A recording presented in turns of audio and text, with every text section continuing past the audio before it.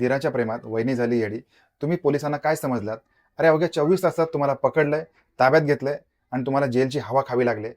इतकंही डोक्यात येऊ नये, की आपल्याला एक मुलगी आहे, आपल्याला एक नवरा आहे, आपला संसार आहे आणि हे सगळं असतानाच, आपला सुखी संसार असतानाच आपल्याच घरामध्ये छेद करायचा, आपल्या स्वतःच्या दिरावरती प्रेम करायचं आणि आता आपलं प्रेम आपल्याला कसं मिळेल ह्याच्यासाठी प्लॅनिंग सुरू करायची.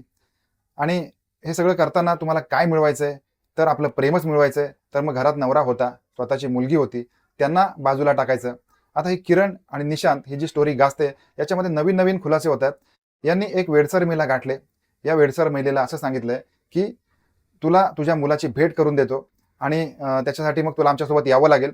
आणि हीच महिला वेडसर होती. त्याच्यामुळे त्याच्यावर त्यांच्या सांगण्यावर विश्वास ठेवलाय. त्यांच्या गाडीवर बसले आणि हा जो किरण आणि निशांत यांच्या ज्या घराच्या आजूबाजूला त्याने त्याला घेऊन आलेत. एका पडक्या घरामध्ये घेऊन गेलेत. तिथे गेल्यानंतर तिचा जो गळा आहे तो रुमालाच्या सहाय्याने आवळलाय आणि हा मृतदेह त्याच ठिकाणी त्यांनी 2-3 दिवस लपवून ठेवलाय. त्याच्यानंतर एका गवताच्या गंजीला आग लावलेली आहे. साधारणपणे आपल्या घराच्या 200 ते 300 मीटर अंतरावरती गंजीला आग लावून त्या ठिकाणी या महिलेचा मृतदेह जाळलाय आणि त्या ठिकाणापासून हे फरार झालेत. त्यांना असं दाखवायचं होतं, की आता किरण हिने आत्महत्या केलेली आहे. परंतु त्या मुलीचे जे वडील आहेत, किरणचे वडील आहेत, यांना संपूर्ण खात्री होती, की आपली मुलगी काही झालं तरी आत्महत्या करणार नाही. त्याच्यामुळे मग पोलिसांनी वेगळ्या अँगलनी तपास केलाय. त्यावेळेला ही संपूर्ण माहिती पोलिसांच्या समोर आली. 24 तासाच्या आतमध्ये पोलिसांनी सगळा गुन्हा प्रकट केलाय आणि या दोघांनाही अटक केली. आता कुणाला काय मिळालं? ज्या प्रेमासाठी एका महिलेला जाळून काढलं, त्याच्यानंतर ज्या प्रेमासाठी आपल्या नवऱ्याला आणि मुलीला ही स्त्री सोडायला तयार झाली, हे सगळं तिला मिळणार आहे का? नाही.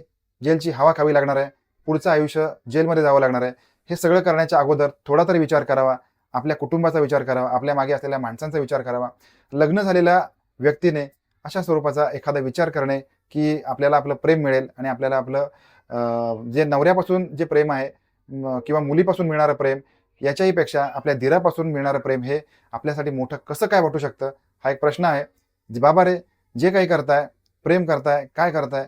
पोलिसांचा जो तपास आहे, हा आपल्यापेक्षा कितीतरी जास्त पटीने होत असतो आणि अवघ्या तासा 2 तासामध्ये, 24 तासामध्ये पोलीस आपल्याला अटक करू शकतात. याची तरी कमीत कमी भीती बाळगा.